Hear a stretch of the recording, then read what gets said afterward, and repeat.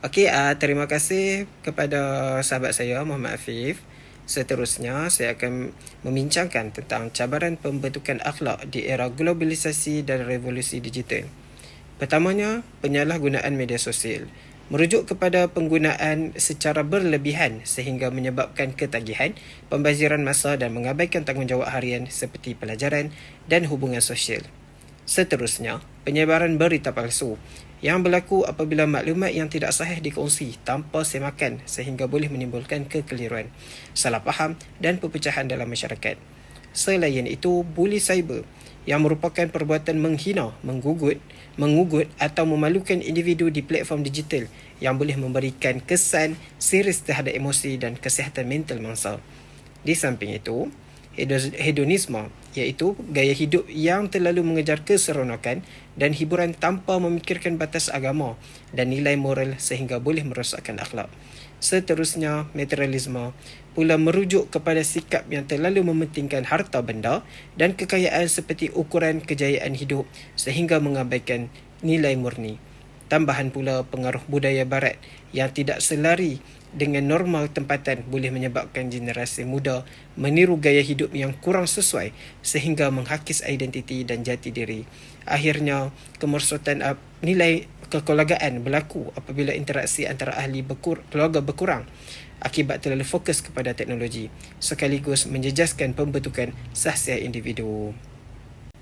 Okey, sekarang kita akan pergi kepada strategi untuk memperkukuhkan akhlak di era globalisasi dan revolusi digital. Pertamanya, pendidikan agama sejak kecil penting untuk membentuk asas akidah yang kukuh dan membiasakan individu dengan nilai-nilai murni dalam kehidupan seharian. Seterusnya, peranan ibu bapa sebagai teladan utama amat penting kerana mereka bertanggungjawab membimbing, mendidik dan memantau tingkah laku anak-anak agar sentiasa berada di dalam landasan yang betul. Selain itu, institusi pendidikan pula memainkan peranan dalam membentuk sahsiah pelajar melalui kokurikulum, aktiviti kokurikulum dan persekitaran yang kondusif. Di samping itu, peranan masjid sebagai pusat pembangunan rohani dapat membantu melahirkan masyarakat yang berilmu, beriman dan berakhlak mulia.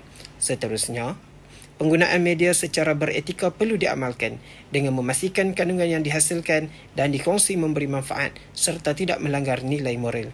Tambahan pula, penguatkuasaan undang-undang secara tegas penting bagi membendung gejala sosial dan tingkah laku tidak bermoral dalam masyarakat. Akhirnya, pembudayaan amar ma'ruf nahi munkar perlu diterapkan melalui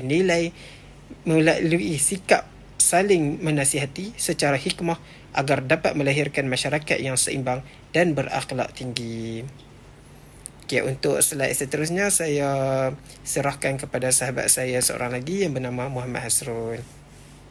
Assalamualaikum warahmatullahi wabarakatuh. Nama saya Hasrul bin Muhammad Sabri, nombor metrik 2024678662. Okey, terima kasih saudara Amir sebentar tadi.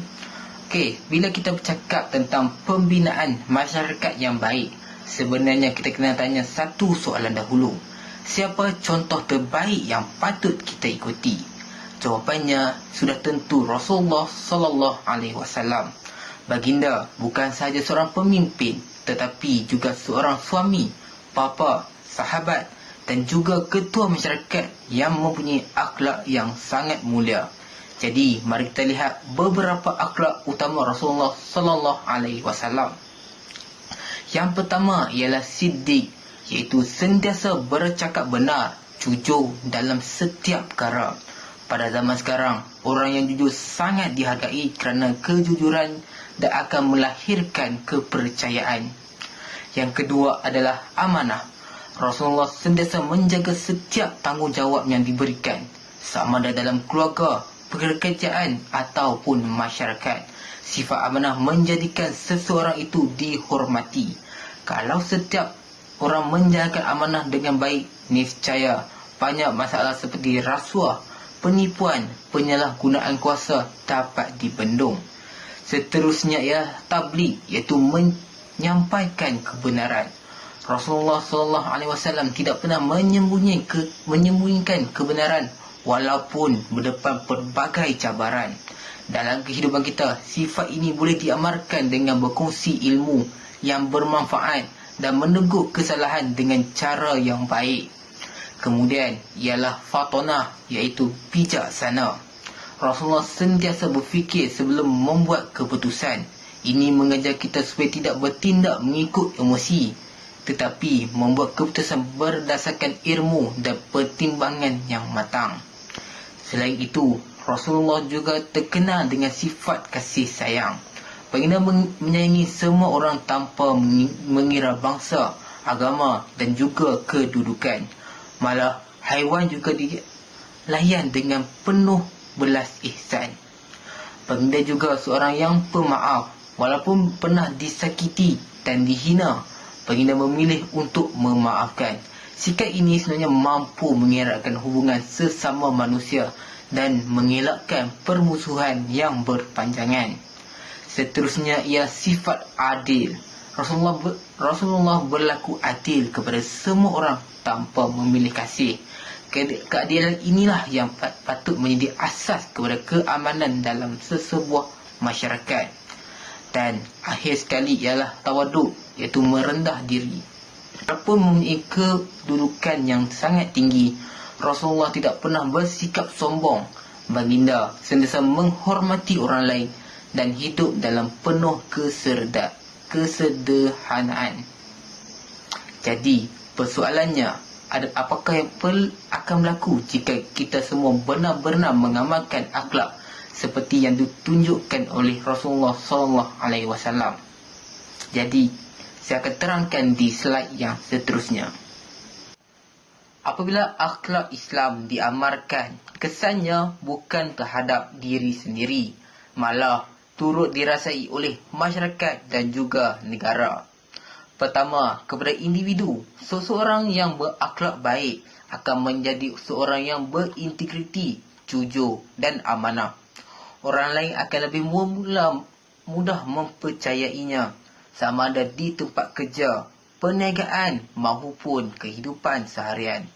Selain itu, akhlak yang baik juga membantu seseorang memperoleh ketenangan jiwa kerana hidupnya dipenuhi dengan nilai-nilai yang positif. Kedua, kepada masyarakat. Jika seseorang itu saling menghormati, saling membantu dan saling memaafkan, maka syarikat akan menjadi lebih harmoni. Perpaduan akan menjadi lebih kukuh, konflik dapat dikurangkan dan semua orang dapat hidup dengan aman dan sejahtera. Akhir sekali, kepada negara. Sesebuah negara bukan sahaja maju kerana bangunan yang tinggi, teknologi yang canggih, tetapi negara menjadi benar-benar maju apabila rakyatnya mempunyai akhlak yang baik. Apabila rakyat jujur, pemimpin yang amanah dan semua pihak berlaku adil, maka pentadbiran negara akan menjadi lebih baik. Ekonomi juga dapat berkembang dengan lebih pesat dan negara akan dihormati oleh negara yang lain. Akhirnya, lahirlah sebuah negara yang makmur, stabil dan mampu membina tamadun yang hebat. Kita sering mengharapkan masyarakat berubah menjadi lebih baik. Namun, perubahan itu sebenarnya bermula dari diri kita sendiri. Jika setiap daripada kita mula mengamalkan sifat jujur, amanah, adil, pemaaf dan rendah diri seperti yang dicontohkan oleh Rasulullah SAW, sedikit demikian kita dapat membina keluarga yang lebih bahagia, masyarakat yang lebih harmoni dan negara yang lebih sejahtera. Kesimpulannya, akhlak bukan sekadar ilmu yang dipelajari, tetapi nilai yang perlu diamalkan setiap hari. Semoga kita semua dapat mencontohi akhlak Rasulullah SAW dan bersama-sama menyumbangkan pembinaan masyarakat kepada negara yang lebih baik. Sekian, terima kasih daripada saya, Hasrul bin Muhammad Sabri. Jadi, saya akan memberikan kepada saudara Muhammad Afiq untuk membentangkan slide seterusnya. Terima kasih saudara Hasrul. Nama saya Muhammad Afiq Zuhairi bin Safi'i. Nombor ID saya 20244555094. Assalamualaikum dan salam sejahtera. kepada pensyarah serta rakan-rakan sekalian. Baiklah, saya akan membentangkan rumusan dan kesimpulan bagi tajuk pembentukan akhlak Islam.